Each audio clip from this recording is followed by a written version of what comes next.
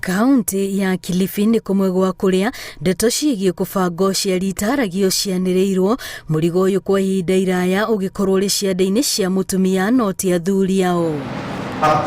No rĩu ũndũ ũyũ nĩ ũcenjetie thutha wa ũthuthuria ũrĩa wĩkĩtwo kuonania gĩcunjĩ kĩa 84% harĩ igana gĩa athuri kaunti-inĩ ĩno nĩ mambĩrĩirie kũnyita itemi rĩao harĩ kũbanga ũciari. Recently inatuambia kwamba asilimia 84 ya kina baba hapa katika Kilifi wanashauriana na mabibi zao kuhusiana na mambo ya upangaji uzazi, ambao hiyo ukiangalia pale tulikuwa tunaanza tuko katika asilimia chini kabisa ya asilimia 34. Kũringana na rũhonge rwa ũgima wa mwĩrĩ kaunti-inĩ ĩno, arũme aingĩ rĩu nĩ mambĩrĩirie kwaranĩria na atumia ao kũmenya njĩra iria maratũmĩra ona kwa ihinda rĩigana atĩa. Jambo ambalo latia moyo ni kwamba ajenda hii ya mpango wa uzazi na afya ya uzazi katika huu mradi haijaachiwa wasichana ama wanawake peke yake.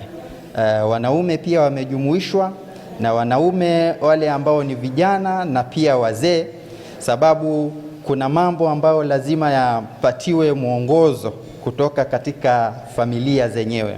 Honge itiganĩte cia ũgima wa mwĩrĩ kaunti-inĩ ya Kilifi ikoretwo igĩtabania kambĩini ya gũthomithia athuri itemi rĩao thabarĩ-inĩ ĩno nĩguo gũtigĩrĩra ona atumia ao marĩ na ũgima mwega wa mwĩrĩ. Ni mradi ambao umefika mashinani katika vituo mbalimbali, imeweza kuweka mabaraza, imehamasisha watu na jamii zimeweza kuongelea kwa uwazi mambo ya mpango wa uzazi na afya ya uzazi. Tumeweza kuhakikisha kwamba zile huduma ama ile kazi ambayo wanaume wanafanya katika kuwa washikadau katika mambo ya upangaji uzazi imeweza kuimarika. Oho ũthuthuria wa namba ya atumia arĩa marahũthĩra njĩra itiganĩte cia kũbanga ũciari ũronania nĩongereire na gĩcunjĩ gĩa 5 harĩ 100 kuma rĩrĩa mũrimũ wa COVID-19 waingĩrire bũrũri-inĩ.